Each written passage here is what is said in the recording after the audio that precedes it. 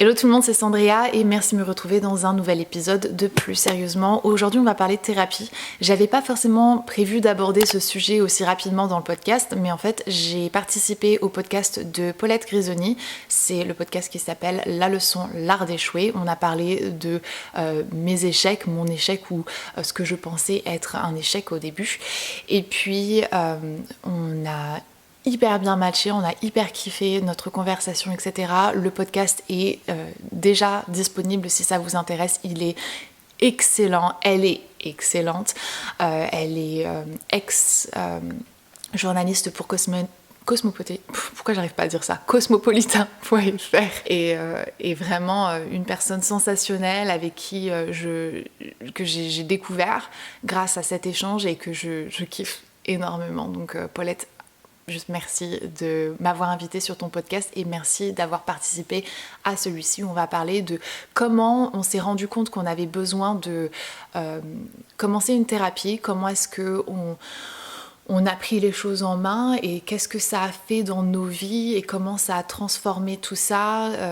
Et donc voilà, on va parler un petit peu de tout ça en fond parce qu'on me pose quand même pas mal de questions depuis que j'ai commencé à parler du fait que c'est quelque chose que j'avais entrepris dans ma vie depuis 2 ans et ça a complètement transformé ma vie et sans ça, je sais pas du tout où est-ce que j'en serais à cette heure et il en est de même pour Paulette, pour elle et pour sa vie, son histoire et tout ça. Juste une petite aparté avant qu'on se lance dans le podcast parce qu'on m'a beaucoup posé la question et j'aimerais pouvoir vous répondre de vive voix.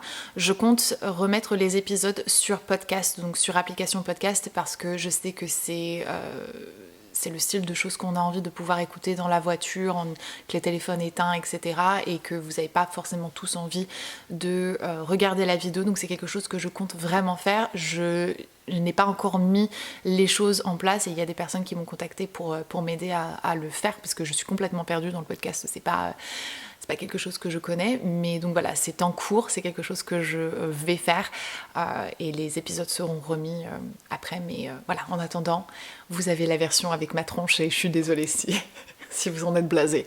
Mais bref, c'est parti, lancement du podcast. On s'est déjà dit bonjour. Hello, bonjour.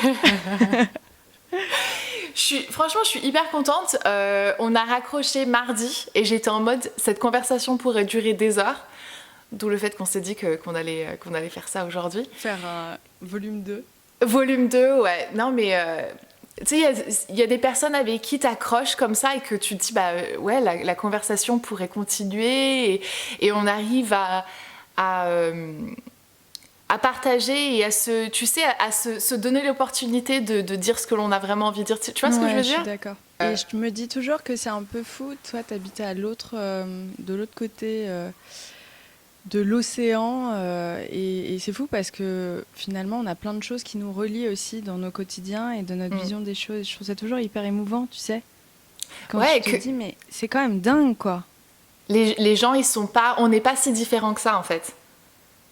Tu sais, peu importe où tu vis, d'où tu viens, comment t'y es arrivé et un tout. Chagrin d'amour restera toujours un chagrin d'amour, on par est exemple. D'accord. Ça, c'est certain. Moi, j'étais curieuse un petit peu de savoir, parce que c'est pas très français, en fait, la thérapie. Et j'étais un peu curieuse de savoir comment tu t'étais dit que t'avais envie de commencer à voir quelqu'un, ou quels avaient été un petit peu les signes et tout. C'est une question qui m'est régulièrement posée. Et je me rends compte que moi, en ayant partagé un petit peu mon parcours et ayant mentionné le fait que je voyais quelqu'un depuis 2 ans, il y a beaucoup de personnes qui m'ont dit je me pose la question, mais soit j'ai peur du jugement, j'ai peur du jugement de la personne qui va m'écouter ou de ma famille et tout. J'ai tellement de trucs à dire, je sais même pas par où commencer. Ouais. C'est dingue parce que je comprends pas pourquoi c'est un tel tabou. Il y a un vrai tabou de la thérapie pour le coup. Tu sais, t'entends beaucoup les gens dire mais je suis pas fou. Ouais. Cette phrase, je la trouve complètement insensée. Ou alors, j'ai des potes, donc je vois pas pourquoi j'irais parler à un psychothérapeute ou à un psychiatre, peu importe. Et j'ai une pote qui m'avait donné le meilleur exemple dans ces cas-là pour vraiment contrer cette avis-là, c'est de dire mais en fait, je sais pas, tu te tords la cheville, tu vas chez le kiné, bah t'as besoin de travailler sur toi ou tu te sens pas bien, bah tu vas chez le médecin de la tête, tu vois ce que je veux dire, vraiment d'une manière hyper basique. Juste tout simplement, quoi. Et en fait, quand tu creuses, tu te rends compte qu'on est énormément à être suivi. Et parfois, je me dis qu'on devrait tous l'être, en fait. Même quand on se sent bien, quand on est bien dans sa peau, au contraire, tu vois. Ouais. Je sais pas si toi, tu te dis que tu as envie de poursuivre, même quand tu auras travaillé sur ta problématique de fond. Moi, je trouve ça hyper intéressant d'avoir un accompagnement au quotidien, même quand je me sens bien. Ouais, non, je suis d'accord. Bah, tu vois, c'est marrant, je vais retourner à ce que tu as dit, je me sens... Tu sais, je suis pas fou. C'est un peu l'idée que moi, j'avais quand... pendant des années où je me suis dit, j'ai pas de raison, en fait, d'aller voir quelqu'un... Tu sais, j'ai pas de trauma, j'ai pas grandi, j'ai pas une enfance compliquée, mes parents sont toujours ensemble. Bon, tu vois, c'est classique, c'est une histoire hyper bateau. Et je me suis dit, mais je vois pas à quel moment, en fait, moi, je serais légitime d'aller voir quelqu'un et de parler de mes malheurs, alors que... C'est trop triste, on se fout des injonctions même à aller voir quelqu'un. Tu te rends compte qu'on en vient à se dire, qu'est-ce qui fait que je mérite d'aller voir un psy? Mais c'est trop triste. Ouais, mais je comprends trop, hein, je me suis dit mais pareil. C'est vrai. Et du coup, c'est en discutant avec un copain, Benja, si jamais tu passes par là, et on avait discuté un petit peu, et il me dit, j'ai été voir quelqu'un, ça n'allait plus, j'ai été voir quelqu'un et tout. Et je lui ai dit, ah ouais, d'accord, ok, enfin, aucun jugement ni quoi que ce soit. Et c'est lui qui a un peu planté la graine dans ma tête, où je me suis dit, peut-être que je devrais aller voir quelqu'un, quoi, parce que je me dis, si jamais ça lui a vraiment fait du bien, et ça m'a mis... Combien d'années j'ai mis de... Je crois que j'ai pris au moins 1 an avant que je me décide vraiment. C'est pas facile, hein. C'est un peu flippant. La première fois quand tu entres dans un cabinet et que tu te dis, je vais devoir ouvrir la boîte de Pandore, moi, ça m'a... Je crois que c'est ça qui m'a freiné à aller voir quelqu'un. Ouais, au départ. Tu vois, le côté, je connais pas cette personne, je vais devoir déballer ma vie et potentiellement, ça va pouvoir m'émouvoir, voire chialer. Moi, je suis vachement dans le contrôle. J'ai pas du tout envie de m'ouvrir comme ça, tu vois. Et ça m'a vraiment fait reculer très, très, très longtemps. Moi, je me souviens de ce sentiment, en fait. Il fallait que je trouve la bonne personne. Parce que je me dis, je peux pas ouvrir, je peux pas dire ça à n'importe qui. Et je pense que ça, c'est quand on décide de commencer une thérapie, de trouver la bonne personne. C'est comme ses potes, en fait. Il y a la personne avec qui tu vas pouvoir parler de telle chose, et il y a la personne avec qui tu vas pouvoir parler de telle chose. Et pour moi, il fallait que je trouve la bonne personne, et de pas savoir, je me dis, mais en fait, par où je vais commencer? Comment cette personne va trouver ce qui va pas chez moi? Je dis... Oui, puis venez, vous me dites en fait ce qui va pas. Venez, on commence comme ça, alors que non, tu dois déballer toute ta vie et tirer sur les fils. Et ça prend du temps, hein, en vrai. Ouais. Il y a des séances au départ où tu te dis, mais où est-ce que je vais? Est-ce que ça sert à quelque chose et tout? C'est assez déroutant en vrai, les débuts d'une thérapie, quelle qu'elle soit, quoi. À quel moment dans ta vie où tu t'es dit, est-ce que, si tu veux en parler, tu t'es dit, c'est vraiment, il faut que là c'est bon, il faut que je fasse le pas, il faut que je fasse quelque chose? Alors, je m'en souviens très bien parce que ça correspond à une période triste de ma vie. Mon père est décédé d'un cancer. Et quand il a eu son premier cancer, j'étais vraiment dans cette optique que je te disais un peu plus tôt. Je garde tout en moi, je suis forte, je vais être à ses côtés et je ne montre aucune émotion.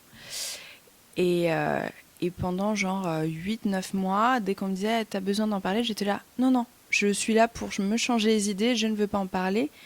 Et je me disais, si j'occulte, je vais pas avoir mal, tu vois, le truc de je mets sous le tapis, quoi.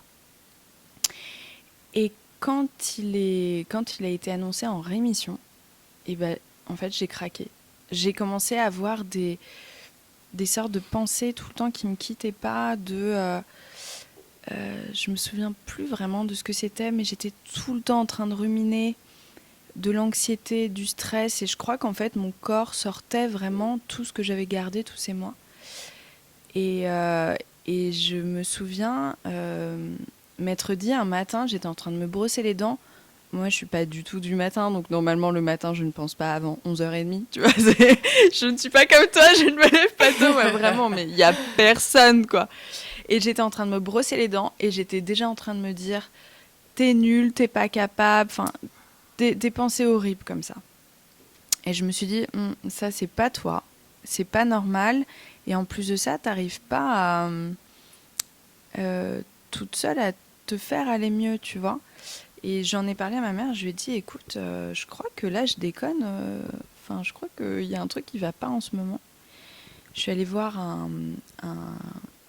médecin généraliste qui m'a dit, vous êtes au début d'une petite dépression. Et pour moi, ça, c'était vraiment le mot le plus terrifiant qui soit. Il n'y a pas de dépression connue. En tout cas, dans ma famille, tu vois, on ne parle pas de ça. Et je me sentais un peu humiliée.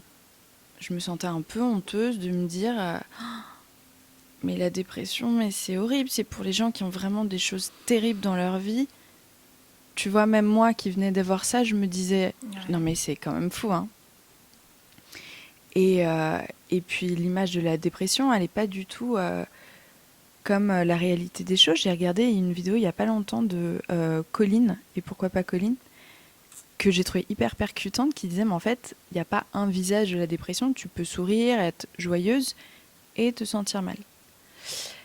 Et honnêtement, parce que j'en étais au tout début, j'ai trouvé ma psy et en 3 semaines, avec un peu de valériane et tout, c'était réglé. Tu vois, j'ai commencé à faire un travail sur moi et juste à évacuer, un peu comme on évacue des toxines. Moi, c'était des pensées comme ça. Et je me suis dit, mais c'est quand même vachement bien. Peut-être que je vais continuer, en fait. Je crois que ça fait longtemps que j'aurais dû aller voir un psy, et même avant mon père, quoi. Ouais. Tu vois.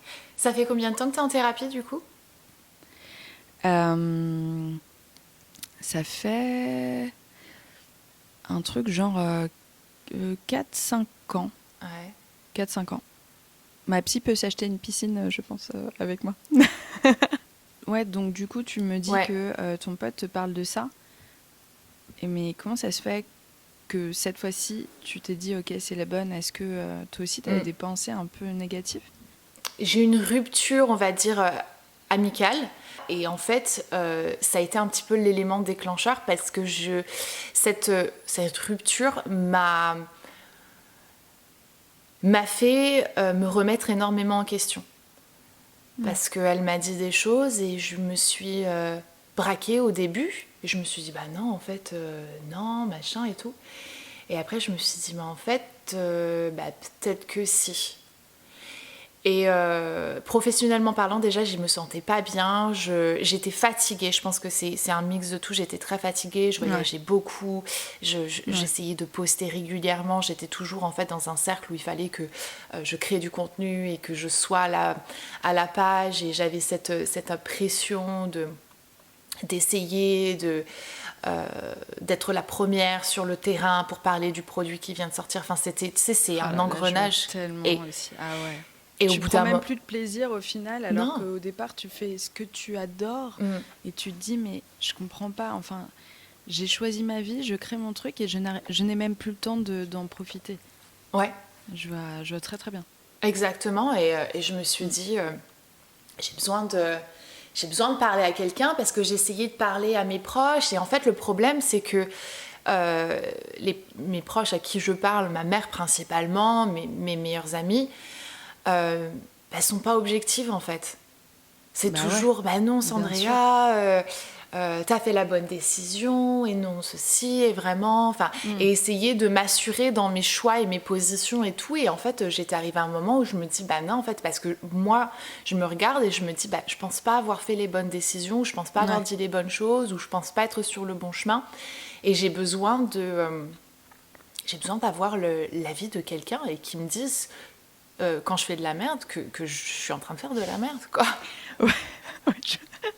C'est pareil, ils prennent pas de pincettes, ils le disent de façon évidemment très, très professionnelle et tout, mais parfois tu te prends des petits trucs, t'es là, ça fait un peu mal à l'ego, là. c'est ça, quoi. Et mais pour moi, j'avais vraiment besoin de ça, j'avais besoin de quelqu'un qui me fasse redescendre un petit peu de mon nuage, quoi. Donc tu sais, il y a un autre truc. Oh, pardon, je te coupe. Non, vas-y. C'est pas facile via Zoom, il y a ce truc-là. moi, un autre argument que j'ai expérimenté, et donc du coup, à chaque fois j'en parle, justement ce fameux mais j'ai des potes à qui en parler, tu le dis toi-même, évidemment qu'ils sont pas objectifs, et tant mieux, ça veut dire qu'ils t'aiment et c'est mignon. Mais en plus de ça, moi en tout cas, ma psy, la manière dont elle fonctionne, elle fait un truc que je trouve charmé, c'est qu'elle m'apprend à me poser les bonnes questions, tu vois, pour essayer de aussi me responsabiliser et ne pas être dépendante de son avis, mais plutôt apprendre à prendre de la hauteur. Parce que moi, quand je suis dans mes émotions, je suis ascendant poisson, c'est un enfer, quoi. Ouais. Je suis là, non, je n'arrive plus du tout à monter à la surface, c'est horrible. Et elle m'aide vraiment à dire, ok, vraiment, on va prendre la situation avec du recul. Vous pensez pas que... Et elle me donne jamais de réponse, juste elle m'aide à réfléchir différemment, quoi. Ouais. Et ça, je trouve ça ouf. Je trouve ça absolument fascinant. Et d'ailleurs, la psychologie m'a toujours fascinée. Mais comme on disait, moi, c'était pas une fascination pour moi-même où je me suis dit, ça pourrait m'aider à grandir, à me responsabiliser, à apprendre à gérer mieux mes émotions et ce qui se passe autour de moi et la façon que les gens sont avec moi et que je suis avec les gens. Mais c'était plus d'une idée de pouvoir décrypter les gens, tu sais. Moi, ça me fascinait de pouvoir décrypter les gens. Je veux dire, comment je peux te manipuler et... La mentaliste, quoi. Sandria la mentaliste. Exactement. C'était mon délire. La nouvelle série sur M6. Finalement, j'ai gagné en ça, mais pour moi. Parce que maintenant, je suis capable d'analyser mes pensées...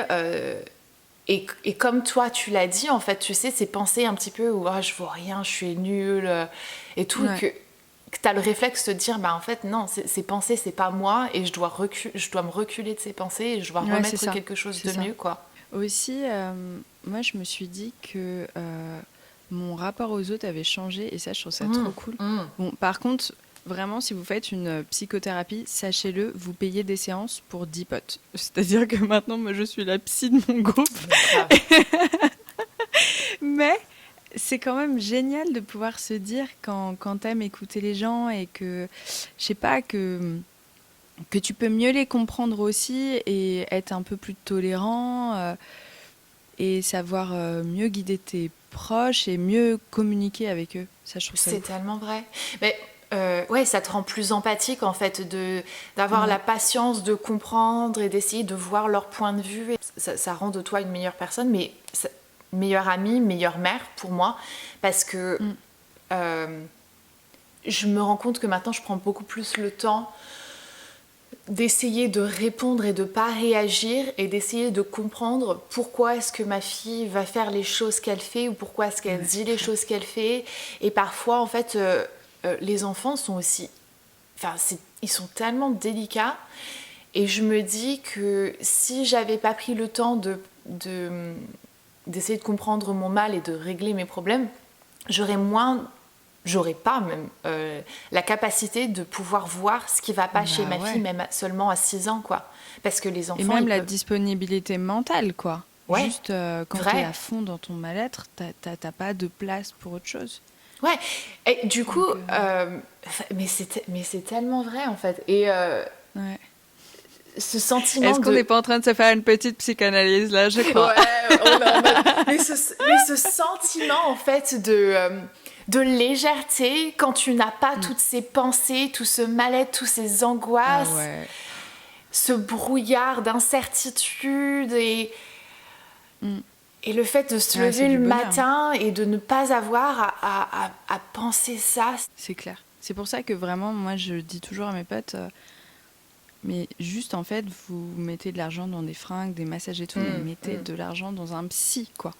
L'argent dans des massages, tu sais. Je me sens pas bien, je veux me faire masser. Alors moi, je ne mets pas d'argent dans des messages personnellement, mais un jour, avec la podcast Monnaie, j'y compte bien, sache-le.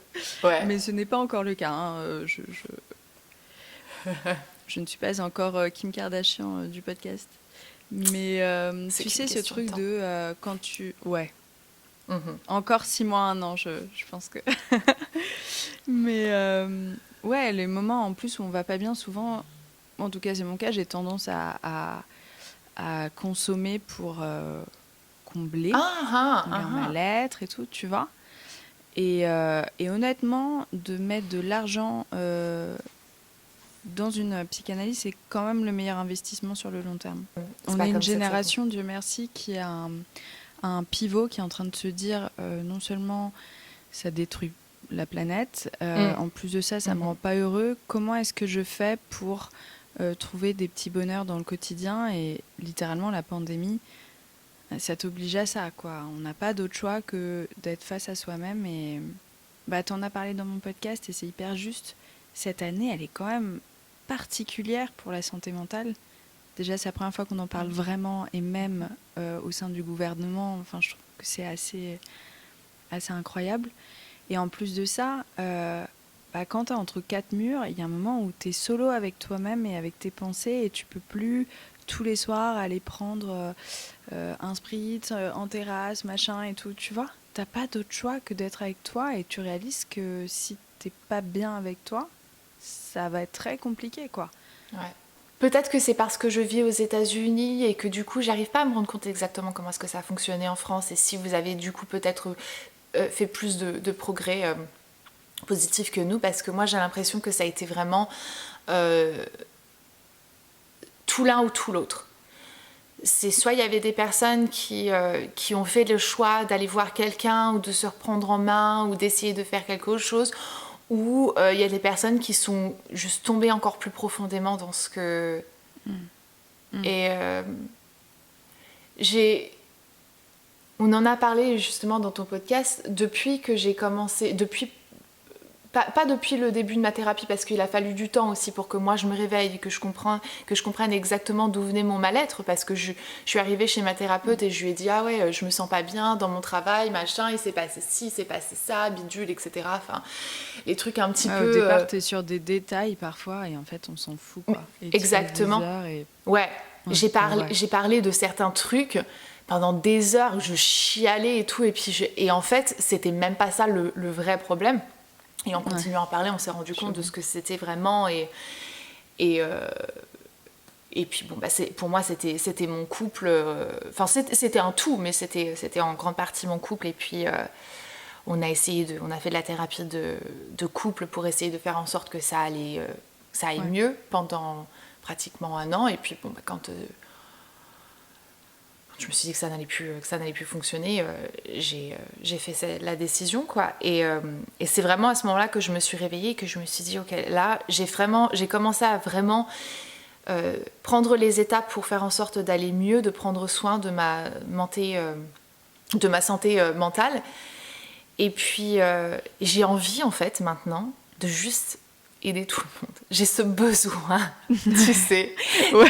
De dire, et des fois c'est frustrant parce que je parle à une de mes copines et elle va me dire ça, et je vais lui dire mais tu penses pas que t'es un peu codépendante, et puis tu penses pas que... Tu t'entendais bien avec ta mère jeune? Disais, il y a un peu un truc comme ça, ouais. Comment est ta relation avec ta mère? Classique. Ah oui, ça oui. Ouais, logique. Et c'est frustrant parce que des fois, t'as des potes, en fait, ils viennent te voir. Et moi, je sais pas comment tu gères ça. Parce que moi, je suis Capricorne. Je suis un peu trop franche, un peu trop... J'adore. Je suis Taureau aussi. Je suis très, très honnête. Hein. Vrai. Ouais. C'est pour ça qu'on s'entend bien aussi. Taureau et Capricorne, ça match bien. Je pense qu'on est un petit danger, par contre. À deux ensemble face à quelqu'un, je crois que... Je pense, ouais. Non, ta robe, c'est pas... Non, c'est pas... Ouais, mais bon, écoute, moi, en tout cas, je pars du principe que je préfère avoir ce genre d'ami qui va être honnête avec moi, qui peut-être va blesser mon ego pendant 5 secondes, mais qui va faire en sorte que j'aille mieux. Et du coup, j'ai plusieurs amis qui... j'ai une amie qui elle est cancer, pas que les signes et tout, mais elle est un peu... Tu sais, peut-être que c'est juste elle. Elle est un peu... tu sais, je vis dans mon innocence et dans mon truc. Et le prenez pas mal, les cancers, parce que vous êtes phénoménaux, vous avez vos points positifs et tout. Mais elle a un petit peu... Et des fois, je lui dis, mais tu te prendrais pas juste un peu en main en fait, parce que tu viens tous les 5 matins tu viens me voir avec le même problème, et je te dis mais en fait au bout d'un moment tu ne vas jamais réussir à changer quelque chose si tu continues à faire exactement la même chose. C'est la définition de la folie Mais en tellement. fait. Ouais, je pense que les taureaux ont potentiellement un petit peu de cancer aussi, parce que je me reconnais dans l'histoire de ta pote. Moi, c'était typiquement, j'allais tout le temps vers le même genre de mec. Mm. Et mes potes me récupéraient toujours à la petite cuillère. Et je n'apprenais pas de mes erreurs, tu vois. Et j'aurais pu me réveiller plus tôt, sauf que je crois que dans la vie, quand tu es prêt à travailler sur toi, tu es prêt. Et on a beau te dire, mais va travailler sur toi, putain, si tu peux pas l'entendre, tu peux pas l'entendre. Et parfois, je suis devenue peut-être un peu, tu vois, d'un côté plus empathique et de l'autre peut-être un peu moins tolérante, où je suis là, bah merde, moi je travaille sur toi, sur moi, je vois pas pourquoi toi tu t'en ferais pas de même et tout. Et en fait, on est tous à notre rythme, et bon. C'est ça. On n'est pas Ouais, tous prêts à entendre la même chose au même moment en fait. ouais, de Et, ouf. et non, c'est vrai. Mais Bah, la tu pas. preuve, Pardon, mais la preuve, pendant 2 ans, Ouais. on te dit un truc et t'es là, oui, oui, oui, oui, oui. Mais en fait, c'est que t'avais pas encore mûri ton idée, j'imagine. Et il y a un jour où c'est comme si on te le redisait pour la première fois. Mm. Et là, t'es vraiment prête, quoi. Et c'est un peu comme ça aussi avec la thérapie, je trouve. Alors moi, c'est un peu une question comme ça à te poser parce que euh, Allez, à, Sandra. à quel moment, tu vois, parce que tu parles de mec et tout, puis de toujours être dans le même engrenage, Ouais. de toujours tomber amoureuse du même type de mec. À quel moment est-ce que tu arrives en fait À comment est-ce que je peux casser, ouais, à casser ça à en fait, casser la chaîne. Ouais. parce que moi, il n'y a rien à faire en fait. Je me rends compte que je suis quelqu'un je suis très indépendante. Et si c'est très étrange, mais à la seconde où je vois que le gars est intéressé par moi, ça Bye m'intéresse bye. plus. Ça ne m'intéresse plus. Ah là là, tu t'entendrais trop bien avec l'une de mes potes. Mm. Ouais, ouais, ouais. Je vois très très bien. Je pense que vous avez des trucs à vous dire. Moi, c'était pas mon cas. Moi, c'était plutôt, euh, j'avais très peu confiance en moi. Bon, ça, malheureusement, je trouve que c'est quand même vraiment le travail d'une vie, et je peux pas dire que maintenant c'est le cas, même après 5 ans de thérapie. Mais j'avais pas confiance en moi. Petite, tu sais, on a tous des blessures d'enfance.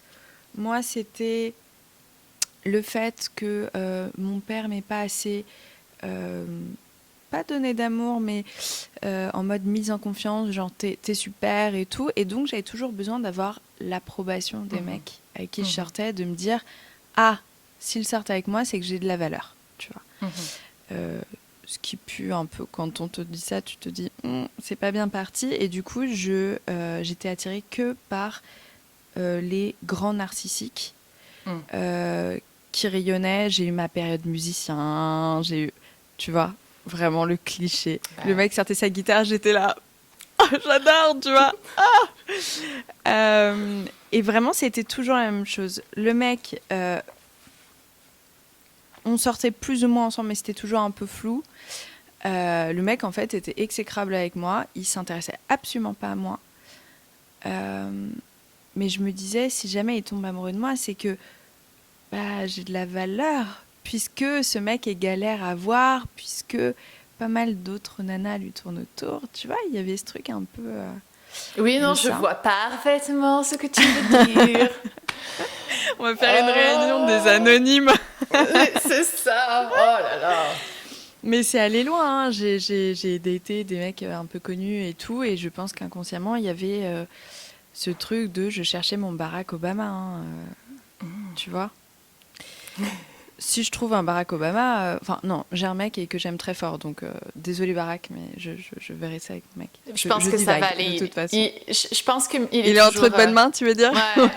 Je pense que ça va. Ouais, c'est un peu chiant, mais je crois qu'elle est quand même géniale, Michelle. Il me semble qu'elle a l'air pas mal, ouais. Elle a l'air pas mal. D'ailleurs, son bouquin Devenir est trop cool. N'est-ce pas? Mais qu'est-ce que je veux dire Ouais, et pour le coup, vraiment, je pense que je serais célibataire à l'heure qu'il est sans ma psy. Sincèrement. C'est-à-dire que je n'arrivais pas à prendre du recul sur les choses. J'avais une idée hyper précise du mec qu'il me fallait. Je me foutais une pression immense. Non seulement il y avait des trucs de narcissique, mais en plus, j'avais une to-do list longue comme le bras. Fille de parents divorcés, je me disais, je peux pas reproduire les mêmes erreurs, tu vois. Donc, je me foutais une pression de malade. Et le fait d'être avec une psy, ça m'a permis de lâcher prise sur mes attentes et d'ouvrir la porte, en fait. De m'ouvrir à l'autre, de m'ouvrir aussi à l'inconnu, à des types de garçons qui m'auraient pas forcément plu, etc. Et c'est un bon investissement, quoi. Ouais. Parce que là, voilà, je suis avec quelqu'un que j'aime beaucoup, beaucoup. C'est génial. J'espère arriver à ça un jour parce que je me rends compte que j'ai commencé un petit peu, tu vois, à retourner et rentrer, mettre un doigt de pied dans le dating game et... Oh, c'est un petit peu tôt, là, lâche prise. Ouais, mais je me rends compte que ça doit être trop tôt, tu vois, parce que les personnes... Parce qu'en fait, je me rends compte qu'en soi, je suis pas attirée... comment Non, moi, t'as vu comment est-ce que moi je suis, alors attends. Mais moi, j'ai un podcast, je pense jamais à quoi je ressens, mais je viens de regarder la caméra et je suis là, mais merde. Moi, mais je passe ma vie en caméra. Et là, clairement, en fait, quand on est sur plus sérieusement, je n'en ai rien. Ça va. Ok, trop cool, ça va alors, ça va. Ah ouais. Mais non, pardon, je pense que tu mets un doigt de pied. Il y a pas de mal. Ouais, j'ai mis un doigt de pied. En fait, je voulais voir un petit peu à quoi ça ressemblait, s'il y avait quelque chose qui pourrait m'intéresser ou pas, tu vois. Et je sais pas, en fait, curiosité principalement. Ouais, qu'est-ce que tu veux, qu'est-ce que tu veux pas. J'avais envie de voir parce qu'en plus, je pense que c'est un petit peu délicat parce que étant libérale dans un État qui est principalement républicain, je me suis dit, est-ce qu'il y a au moins quelqu'un qui croit en la réalité, quoi? Ben, il faut que tu t'inscrives sur liberaldating.com. Non, je rigole, mais en vrai, c'est mais c'est un sujet, surtout qu'aux États-Unis, punaise, vous faites pas ça à moitié. Hein. Ah non. Et puis moi, je pense qu'en plus, on est sur quelque chose qui est tellement à deux extrêmes complets que c'est pas possible. Et du coup, je regardais un petit peu les profils et je me dis, le nombre de photos de gars sans t-shirt avec une bière sur un bateau avec un grand drapeau des États-Unis. Alors soit ça ou alors soit exactement en mode à la chasse ou à la pêche. Je suis là. Non. Autant j'adore la rando, hein. Vraiment j'adore la nature, la rando et tout. J'ai mes limites aussi. C'est-à-dire que 6h du mat à pêcher avec ton mec... Non. Moyen. De toute manière, je pourrais pas avoir de conversation avec toi, en fait, parce que moi, je suis pas intéressée par... Ouais.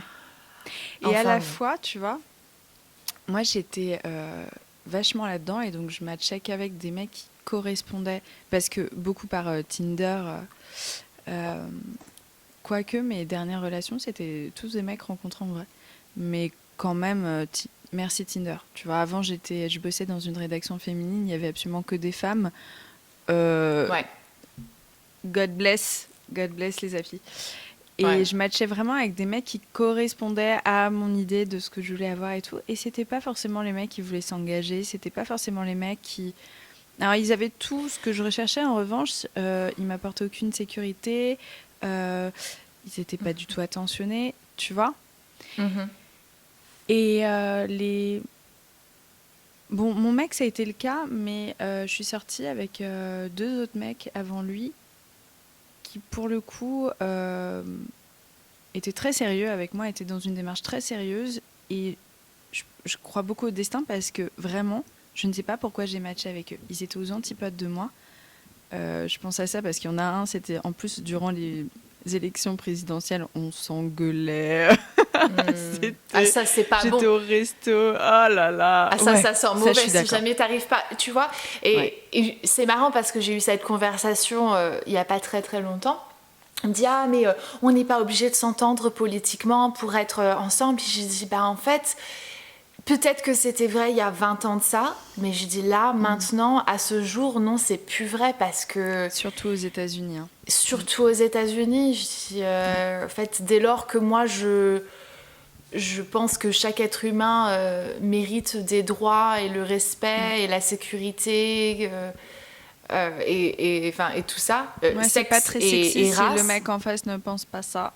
Exactement, j'ai dit, je vois pas comment est-ce qu'on va pouvoir s'entendre en fait quand tu sais. Donc, ouais, en plus là ça parle de valeur parce que si ton mec, je sais pas, s'habille pas comme tu l'imagines, en fait, c'est très important au départ et plus tu évolues et plus tu as de relations, plus tu te rends compte qu'il faut lâcher prise sur plein de trucs. En revanche, la politique, ça parle de tes valeurs et ça c'est le plus important pour moi. Je suis d'accord. Ouais. Je suis d'accord, ouais, c'est pas comme si que, je sais pas, il écoute de la musique que tu peux pas saquer, c'est bon, à la limite, c'est...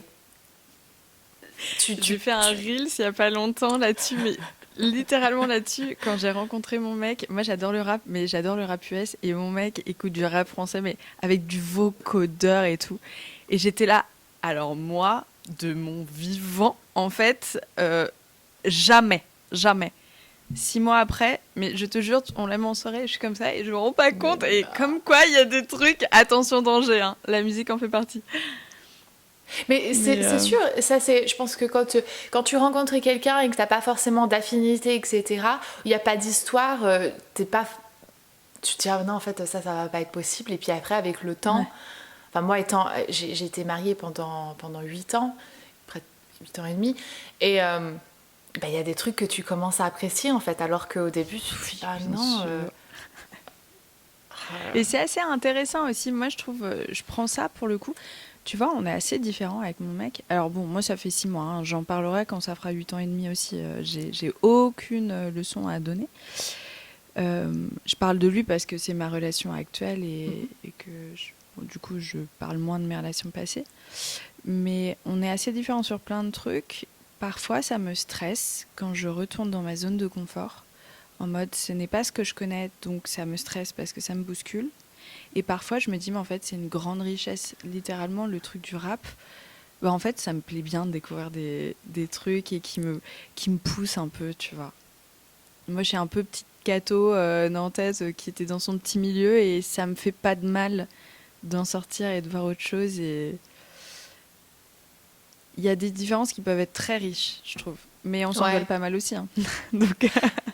ça, je pense que c'est inévitable. Et puis d'ailleurs, il y a quelqu'un qui m'a dit, où est-ce que je ne sais même plus, que toute relation, en fait, si jamais tu ne te disputes pas d'une façon constructive, en fait, on n'est pas à se dire des choses méchantes et à y venir aux mains, etc. Mais vraiment avoir une argumentation, etc. Le couple, tu vas pas... Enfin, comment est-ce que tu es censé grandir? Comment est-ce que tu es censé... S'il n'y a pas un échange qui est fait de façon constructive et que tu peux apprendre des choses de l'un et de l'autre et tout, et d'évoluer ensemble, parce que finalement...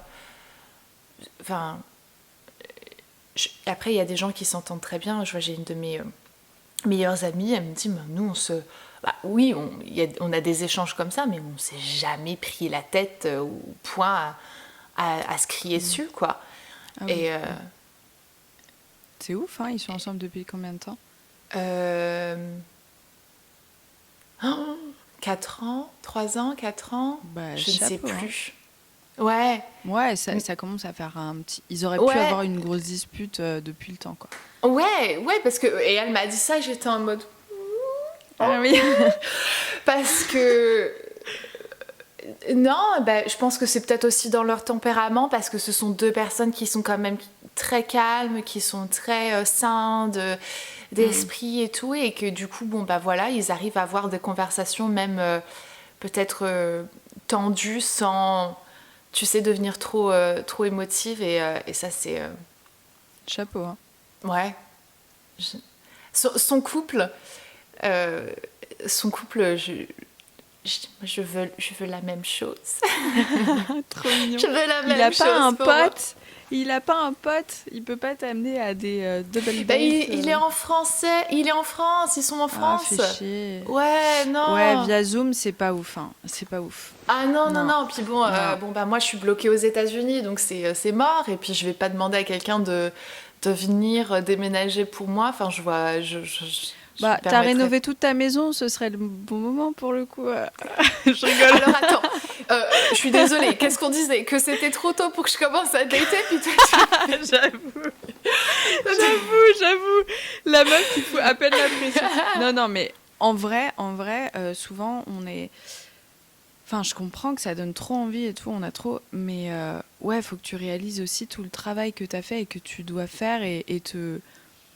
lèche-toi la grappe si tu te dis merde et tout. Après 8 ans de relation, c'est normal de prendre son temps, hein. C'est ouais. vraiment normal. Ouais, puis je me dis bon maintenant au moins je sais ce que je ne veux pas, je sais Ouais. reconnaître les signes. Mais ça c'est un autre truc, c'est que je sais reconnaître les signes d'une personne qui n'est pas faite pour moi ou d'une personne toxique, etc. Mais j'arrive quand même. Il y a, Ouais, t'as encore besoin de tenter un petit peu, ouais, il y a un peut-être. truc où je me dis mais est-ce que c'est pas moi qui est un peu en train d'interpréter le truc parce que tu sais du coup j'analyse tout et je Ah me dis bah mais ouais. ceci machin. Ça, J'ai c'est le du mal côté à sortir négatif de ma de la tête. psychothérapie, hein, Ouais. pour le coup. Ça, Ouais. c'est vrai. Et je me rends. Enfin. Je ne sais pas. Lâcher prise, c'est pas quelque chose qui est naturel chez moi. Et je pense que. Ouais, moi, je me tape des bouffées Ouais. d'angoisse aussi où je commence à... Quand je me projette dans le futur, j'angoisse parce que je me mets trop de pression sur les épaules et je sais que de travailler sur moi, ça a été vraiment de se dire, en fait, la vie, c'est aujourd'hui et maintenant, demain n'existe pas encore. Donc, concentre-toi sur aujourd'hui. Et ça replace les choses dans leur contexte. 1, 2, 3, 4, ça replace les choses dans leur contexte et tu te dis, bah, en fait, ça va, c'est cool, ma vie est bien et tu vois, je comprends, hein. Je peux paniquer vraiment et me noyer dans un verre d'eau, encore une fois, parce que émotive, parce que bon, bah, je suis comme ça. Je bois ce que tu dis, donc du coup, je ne réponds pas directement parce que je suis en train de réfléchir et méditer à ce que tu dis. Ouais, j'ai eu déjà beaucoup de discussions comme ça avec des potes qui travaillent sur elles. Je dis bien elles parce que, bon, malheureusement, c'est vraiment un sujet qui est plus compliqué du côté des mecs, et c'est chiant d'ailleurs. Mais du coup, je sais ce que ça m'apporte parce que j'ai eu tellement d'apéros où, tu vois, j'en ai déjà parlé que là, j'étais ready pour cette interview. Je savais quoi dire, quoi. Ouais. Mais c'est vrai que normalement, on se retourne pas et on n'analyse pas forcément ça.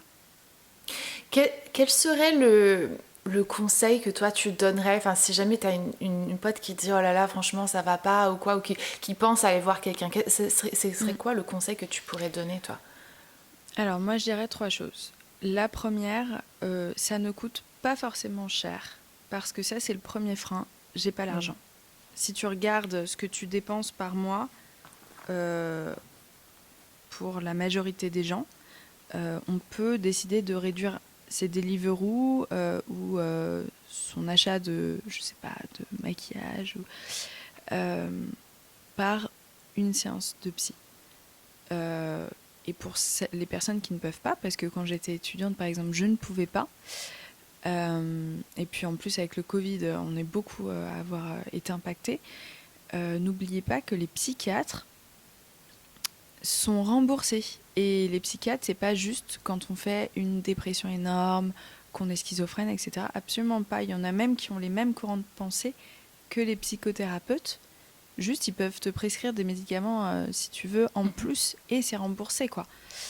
Donc ça, c'est intéressant. Donc ça, c'est mon premier conseil. Mon deuxième conseil, c'est tant qu'on n'a pas trouvé la bonne personne, ne pas hésiter à en changer, ne pas culpabiliser. C'est comme les mecs, en fait. Tous les mecs que tu rencontres dans ta vie ne sont pas le bon, voilà, ou toutes les meufs que tu rencontres dans ta vie ne sont pas la bonne. Il il faut choisir son psy et il faut bien le sentir parce que c'est aussi lui qui va te permettre d'être vulnérable pendant 1 heure. Donc si t'aimes pas ton ou ta psy, bah c'est pas grave, en fait, t'en changes et puis tu vas pas le vexer, c'est son taf. Donc voilà, c'est mon 2e conseil. Et mon 3e conseil, c'est de se renseigner sur toutes aussi les autres thérapies. Par exemple, moi je trouve ça très intéressant et j'ai envie de tester un jour. Je crois que ça s'appelle EMDR. C'est une forme d'hypnose qui permet ça marche bien quand tu as vécu des traumatismes, par exemple, d'apaiser vraiment ces traumatismes-là et d'y repenser de manière plus sereine. Il y a l'hypnose, il y a la sophrologie. Peut-être que la psychothérapie classique ne te correspond pas. Cherche ce qui te convient et écoute-toi, quoi. En vrai, ça marche pour tout. Hein. Faut s'écouter. Ouais, faut s'écouter. Est-ce que tu as trouvé que depuis que tu as commencé à la thérapie, que tu recherches des podcasts ou des livres ou des personnes qui vont pouvoir t'apporter en fait ce soutien régulier, parce que je sais pas combien de fois tu vois par mois ton... Moi, je la vois 2 fois, normalement. Ouais. Au départ, je la voyais plus parce que ça n'allait pas. Ouais. Et maintenant, je la vois 2 fois. Les podcasts, ah la vache, j'aurais peut-être... Ah si, il y en a un qui est très intéressant, qui s'appelle Émotion. C'est un podcast de Louis Média, qui décortique chaque émotion, un petit peu comme le film, là, tu sais, Vice Versa, avec des exemples concrets dans le réel pour... c'est pas du tout un truc perché, parce qu'il y a aussi plein de dérives vraiment que je trouve un peu perchées, faut le dire. C'est vachement concret, c'est vachement dans le réel, et ça permet de, justement, ce qu'on se disait, prendre du recul sur soi et se dire « Ah ouais, en fait, si j'ai réfléchi comme ça, ou si j'ai agi comme ça, c'est peut-être parce que... Et tu vois, je trouve que c'est cool pour se poser des questions. Moi, en ce moment, j'écoute pas de podcast vraiment psycho. Oh, si, il y en a un qui m'a trop aidé. En fait, je dis ça, mais il y en a un qui est génial, qui s'appelle « Oui, change ma vie ». Okay. Et moi, j'ai vraiment, même au taf, ça m'a beaucoup aidé parce que la nana t'apprend la psychologie positive et tout. Et j'étais là, je peux le faire. Tu vois ce que je veux dire? Genre, quand t'es là, t'es sur ton fichier Excel, et si les gens savaient que dans ta tête, t'es là, tu dois te reconcentrer dans le présent et laisser tes émotions de côté. Ouais. Moi, j'ai découvert récemment Russell Brand. Je pense que tu connais Russell Brand, acteur, comédien. Tout à fait. Oui, acteur, comédien, etc. Sauf que il est complètement parti du monde d'Hollywood, donc il est toujours comédien, quoique ça fait un petit moment qu'il a pas... En même temps, on est en pandémie, donc bon, voilà. Ouais, mais il a une chaîne YouTube et il a un podcast sur la spiritualité et aussi sur la santé mentale et tout ça, et où il parle de son parcours d'ex-alcoolique, narcotique, sex addict, enfin bref. Et, il revient de loin, quoi. Il revient de très très loin, et je trouve ça absolument fascinant en fait, parce que je me dis, moi, avec mes problèmes qui sont finalement, en fait, moi je les trouve mineurs, enfin, je pense qu'il n'y a pas de problème mineur, parce que si tu vas pas bien, tu vas pas bien, et que chaque chose, en fait, a son poids et sa valeur. Mais quand je le vois et que je vois d'où il revient, et je me dis, mais waouh! Oui, ça fait pas mal de se prendre une petite claque une fois de temps en temps, c'est clair. Ouais, carrément. Trop cool cet épisode, j'espère que ça t'a plu. Mais carrément, ouais. C'est trop bien de sortir de mon thème. Ouais, mais quoique ton thème, il est vachement kiffant, quoi. J'ai tellement apprécié. C'est hyper intéressant. Ouais, j'ai tellement apprécié participer à ton podcast et tout, c'était vachement cool. Il me reste 100 followers pour avoir les 10K, je vais avoir le swipe up, enfin. Ouais. J'ai l'impression que pour moi... Folie, il faut ça pour avoir un swipe up? Il faut avoir les putains de 10K, j'en peux plus. Mais non, c'est qu'une question de temps. Bah écoute, merci Paulette, merci infiniment d'avoir participé à cet épisode de Plus Sérieusement, je suis trop contente, ça m'a fait du bien de discuter avec quelqu'un. Je dis toujours que c'est un petit peu le moment dans ma vie où je peux parler avec quelqu'un qui a plus de 6 ans et c'est cool quoi. Bah ouais, ce qu'on s'était dit la dernière fois, c'est que moi je n'ai pas d'enfant, mais j'ai un chien, donc dans ma journée je parle encore moins que toi. C'est vrai. C'est donc, vrai. Là j'étais trop contente de parler de ça. Bah, pour le coup, moi je me parle toute Merci seule de aussi, m'avoir donc invitée. comme ça, tu sais, je fais mes propres conversations. Ouais. Bah ça tu pourras en parler en thérapie d'ailleurs. Non, je rigole. Face à mon miroir, parfois parfois je me dispute avec moi-même. Mais on s'entend plutôt bien en fait. En vrai, je suis ma meilleure amie. Je rigole à mes blagues. Enfin, voilà. J'adore. Ah bah, la base, pardon. La base. Bah. Et surtout cette année où on voit encore moins de monde, je suis désolée, mais moi je ris tout fort et je parle toute seule. Hein. Ah ouais. Et j'assume. Mais ça fait du bien. Ah ouais. Moi, ça me fait du bien. Ça me permet d'extérioriser un petit peu mes pensées et tout ça. Et, Merci beaucoup à toi de m'avoir invitée à distance. Mais ouais. C'est trop cool. Écoute, moi, ça nous aura permis. Merci Zoom.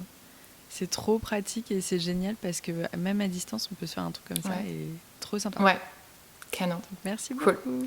Merci. Plus sérieusement, merci infiniment à Paulette d'avoir participé au podcast. Ça m'a fait hyper plaisir de discuter avec toi. Et franchement, on a discuté pendant 1h30 et je pourrais parler encore pendant des heures. Merci infiniment à vous d'avoir regardé cette vidéo, d'avoir écouté ce podcast. J'espère qu'il vous a plu. J'espère que ça va pouvoir vous apporter quelque chose. Et si vous êtes en train de vous poser la question de est-ce que vous avez besoin ou pas besoin de voir quelqu'un, je pense que dès qu'on se pose la question de est-ce que j'aurais besoin de voir quelqu'un, je pense que la réponse est directement oui. Je pense que tout le monde devrait voir quelqu'un, comme Paulette l'a elle-même dit. Il y a quelqu'un qui m'appelle du Texas.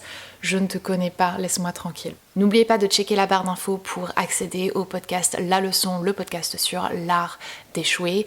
Et moi, je vous dis à très bientôt dans une prochaine vidéo ou sur un autre podcast.